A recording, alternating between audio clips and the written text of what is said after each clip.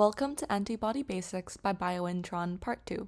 Here, we'll give an introduction on the smallest antibody format, VHH. These are the smallest natural camelid antibody fragments. We've mentioned full-length antibodies in our previous video, with IgG, IgM, IgD, IgE, and IgA.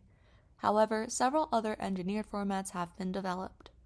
Here we have monovalent antibody fragments such as single-chain fragment variables and fragment antigen binding antibodies, as well as fragment with two Fab regions, one that's lacking the Fc region, and single-chain variable fragment Fc, which are fusion proteins. We also have multimeric formats such as diabodies and triabodies, and multispecific antibodies such as bispecifics and trispecific antibodies. We are also seeing the rise of antibody-drug conjugates, or ADCs, and we have single-domain antibodies, also known as VHH antibodies. A VHH antibody is the antigen-binding fragment of heavy-chain-only antibodies. They're derived from the immune system of camelids, such as alpacas, llamas, and camels, and they're structured with a beta sandwich fold, which supports the presentation of three complementarity-determining regions, or CDRs, to bind antigens. The convex-shaped paratope formed by CDRs and the oblate structure of VHH antibodies grant access to small clefts on the antigen, which are often difficult to recognize by conventional antibodies. The history of VHH antibodies dates back to the late 20th century. In 1989, researchers first observed that camelids produce antibodies lacking light chains, and their antigen-binding region is a single compact domain. In 1993, Dr. Raymond Hamers at the Free University of Brussels recognized the initial VHH potential as a unique and versatile platform. In 1996, the first sequences of VHH antibodies were published, providing insight into the genetic structure of these single-domain antibodies. And subsequent cloning and expression of VHH antibodies were performed from immunized camelids. This allowed for the isolation of individual antibody fragments without the need for traditional hybridoma technology. By the early 2000s, VHH antibodies had gained popularity in research, diagnostics, and therapeutics due to their small size, high stability, and unique binding properties. Researchers explored their use in various applications, including protein crystallization, immunoassays, and imaging.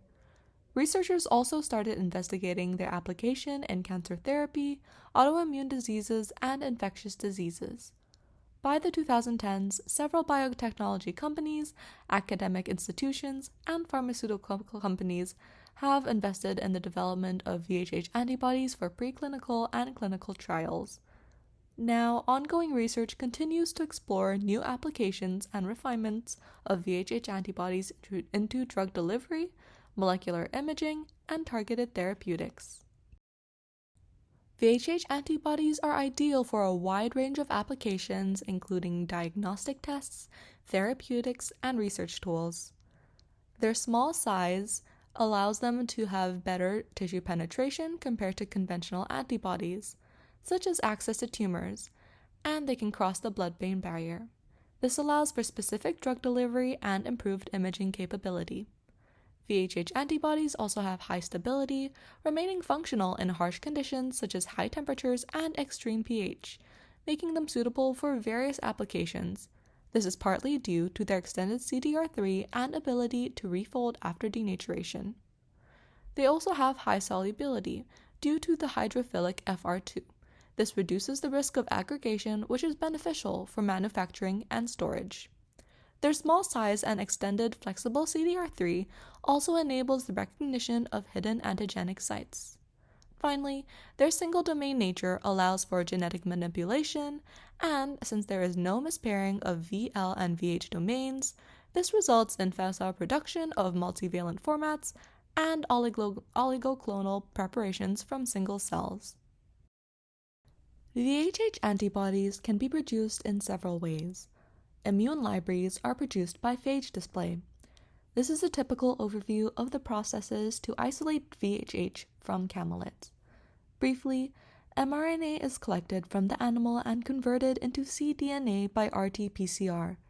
The cDNA is then amplified and digested in order to isolate the VHH genes that are incorporated into plasmids and expressed by a bacteriophage, creating a library. This library is then panned for the desired VHH.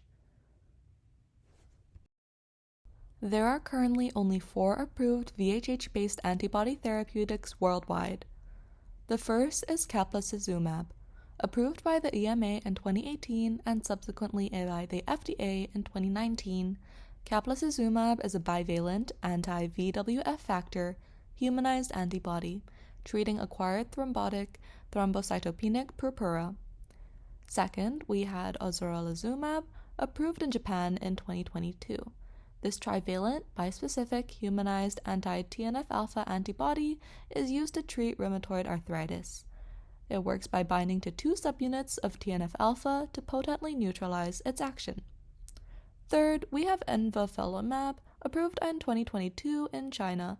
This anti-PD-L1 antibody is used to treat various solid tumors and chronic hepatitis B, as well as soft tissue sarcomas and biliary tract cancer. And the most recent FDA-approved VHH-based antibody therapeutic is cilta-cel. Approved in 2022, this is a BCMA-directed genetically modified autologous CAR T-cell therapy treating relapsed or refractory multiple myeloma. Currently, several VHH-based drugs are in various stages of clinical trials. In Phase 1, for example, we have studies with antibody drugs targeting breast carcinoma and osteoarthritis. In Phase 2 trials, we have VHH-based antibodies treating breast carcinoma, rheumatoid arthritis, psoriasis, Crohn's disease, and rotavirus for diarrhea.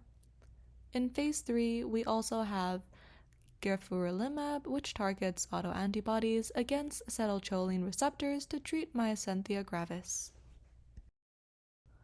Besides therapeutics, VHH antibodies are particularly useful as diagnostics. For example, they are used in lateral flow immunoassays. These are rapid diagnostic tests that specifically detects the presence of an antigen of interest within a mixture. Since VHHs are highly stable, possess a large paratope repertoire, prevent cross-reactions with the host, and can be adsorbed onto gold nanoparticles, they can be very useful in these immunoassays. They can also be used in ELISA tests. A competitive ELISA is used with labeled antigen, competing with target antigens for binding to immobilized antibodies. In a sandwich ELISA, 2 VHH antibodies sandwich the target antigen, with one immobilized on a solid support and the other labeled with an enzyme. Biosensors are devices with a bioreceptor specific to a target antigen affixed to a semiconductor, and binding causes an electric potential charge. VHH antibodies can withstand high temperatures and pH changes, allowing for storage in less than ideal environments. Finally, in vivo diagnostic imaging. Medical or nuclear optical imaging techniques, PET, and SPECT use fluorescently or radioactively labeled VHH antibodies. The small size of VHH allows for rapid tissue penetration, ease of modification or conjugation, and rapid renal clearance. VHH antibodies can thus be applied to disease diagnostic, pharmaceutical quality control, food and environmental analysis, and disease imaging and progression monitoring. Biointron focuses on antibody discovery, expression, and optimization services. Our featured expression is the antibody expression with gene sequence to purified antibodies in only 2 weeks. Biointron's high-throughput platform enables the rapid expression of recombinant antibodies in HEK293 or CHO cells. We guarantee the delivery of 100 micrograms to 100 grams of recombinant antibodies. Remember, no antibody, no cost. Biointron is also a well-recognized leader in VHH antibody discovery and production. With our self-owned alpaca breeding farm, we offer a 1 alpaca per 1 project commitment and guarantee the delivery of 20+ unique binders, high diversity, and large capacity.